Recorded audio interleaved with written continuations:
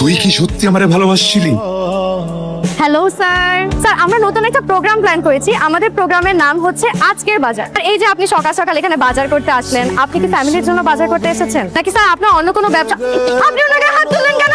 Photo জার্নালিস্টের গায়ে কিভাবে হাত তুললেন? ড্রেসিং করতে এতক্ষণ টাইম লাগে? রক্ত বের করে তো মরে যাবো আমি। মারামারি করার সময় মনে ছিল না যে রক্ত বের হবে? চুপচাপ শুয়ে থাকেন। কি হয়েছে বুঝেন না? শুয়ে থাক, আমি করে দিই। আস্তে ইনফেকশন হয়ে যাবে। আর ইনফেকশন হলে পরে প্রবলেম হবে। আমার শরীর আমি বুঝবো।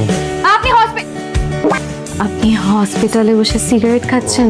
সিগারেট খেলে আপনার শরীরে মেডিসিন তো কাজ করবে না। আরে আপনি কোথায় যাচ্ছেন? আরে ডক্টর তো আপনাকে 3 দিন থাকতে বলছে। আরে ড্রেসিং করতে হবে তো। ড্রেসিং করার লোক নিয়ে আসছি। আপনি এখনো সিগারেট খাচ্ছেন? এটা তোর হসপিটাল না, এটা বাসা।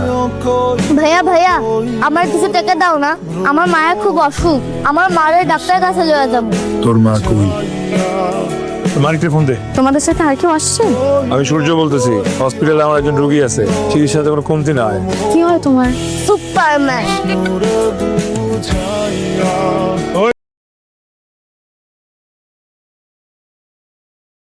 পড়াশোনা শেষ করার পর মনে হলো যে আমার জার্নালিজম নিয়ে পড়া উচিত।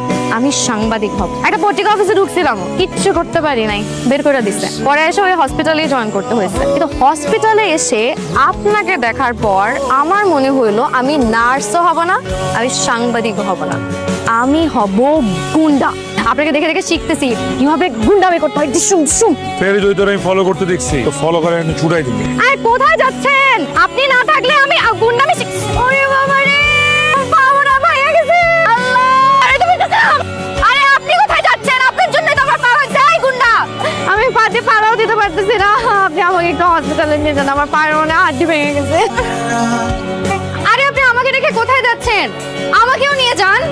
আপনার জন্য তো সারা দুনিয়ার মানুষের লেগা তোমার এত দরদ, আর এই ছেড়ি তোমার জন্য পাওয়া ভাঙছে, তার আমি আর বাড়ি করে দেবো। আমি পারবো না, বাড়ি করে তুমি বাড়ি করো। আরে এই সূর্য, আর কই যাস? আর মায়ের পা ভেঙে গেছে, তোর লেগে তো পা ভাঙছে রে ভাই। আমি বুঝলাম না কিছু। এটা খাবো না। আমি কি কুকুর না ভিখারি? যেভাবে খাবার দিবেন আমি খাবো। আমাকে বাসা বাইরে বসে রাখছে, এটার জন্য তোমার পানিশমেন্ট দরকার। যতদিন পর্যন্ত আমার পা ভালো না হয় ভাইয়া, আমি এই বাসা থেকে কোথাও যাবো না। উনি আমাকে প্রত্যেক বেলা খাওয়াই দিবে, আমার যত্ন নেবে, আর সব থেকে বড় কথা উনি আমার সাথে ভালো ব্যবহার করবে। আর উনি যদি আমার কথা না শুনে, আমার সাথে খারাপ ব্যবহার করে, আমার যত্ন না নেয়, তাহলে আমি খাবারও খাবো না, ওষুধও খাবো না। লাগবে না আমার পা ঠিক হওয়া। তোর খাওয়া লাগবো না। একটু অল্প বসি মাইয়া, এরকম ল্যাংডা লুলে পড়ে থাকবো কয়টা দিন? একটু সেবা করলে কি হয়? খাওয়া।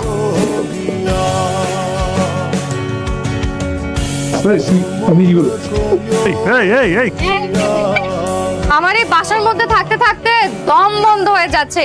কেউ একটু আমাকে বাইরে নিয়ে যাবেন প্লিজ। এই যে আপনি সারাদিন একটা গুন্ডা গুন্ডা ভাব নিয়ে থাকেন না, আপনি আসলে এটা না। আপনি বাইরে বাইরে গুন্ডা ভাব নিয়ে থাকলেও ভেতরে আপনি মানুষটা খুব ভালো। এই যে আপনি সারাদিন গুন্ডাগিরি করেন, গোলাগুলি করেন, পুলিশ এসে ধাওয়া করে, কবে জানি একটা গুলি এসে আপনার বুকে করে লাগে, বাঁচতে ইচ্ছা করে না। এত তাড়াতাড়ি মরে যেতে চান? বিয়ে করতে হবে না, সংসার করবেন না, এরকম গুন্ডা ছেলেকে কোনো মেয়ে বিয়ে করবে না। সব কিছু ছেড়ে দিয়ে ভালো হয়ে যান। আমি যা করি তোর কাছে গুন্ডাই মনে হয়? তাহলে আমার সাথে যারা আছে সবাই গুন্ডা। এগুলো যদি ছেড়ে দিই, তাহলে ওরাও তো আমারে ছেড়ে দিবে। তো তুমি একলা হয়ে যাও। একলা মানুষ বাঁচতে পারে? আপনি যদি সব কিছু ছেড়ে দেন, তাহলে আমি কথা দিলাম আমি সারা আসি। হ্যাঁ আসোস। বাবা তো ভালো হয় নাই। তোর পা ঠিক হয়ে গেছে, বাড়ি তোরে নামাই দিয়ে। দাঁড়া, নিচে আয়। ওঠ। এই, কই যাস? চলে যাবো। না, যাওয়ান লাগবো না, আজকে তুই এখানে থাকবো। কেন আমি এখানে থাকবো কেন? আমি থাকতে গেছি, লেগে থাকবি। আমি কে আপনার যে আপনি বললে আমার এখানে থাকা লাগবে? তুই আমার বদ অভ্যাস, আমার রাতে শান্তির ঘুম। তুই নাই থাকবি, তুই আমার অভ্যাস পাল্টালি কেন? আজকে থেকে তুই এখানেই থাকবি, সারা জীবনের জন্য থাকবি। বাবা মা মারা যাওয়ার পর কোনোদিন কারো ভালোবাসা পাইনি, তাই সাহস করে কাউকে ভালোবাসি নাই। কিন্তু আজকে থেকে আমি বলতে পারবো যে আমার একজন ভালোবাসার মানুষ আছে।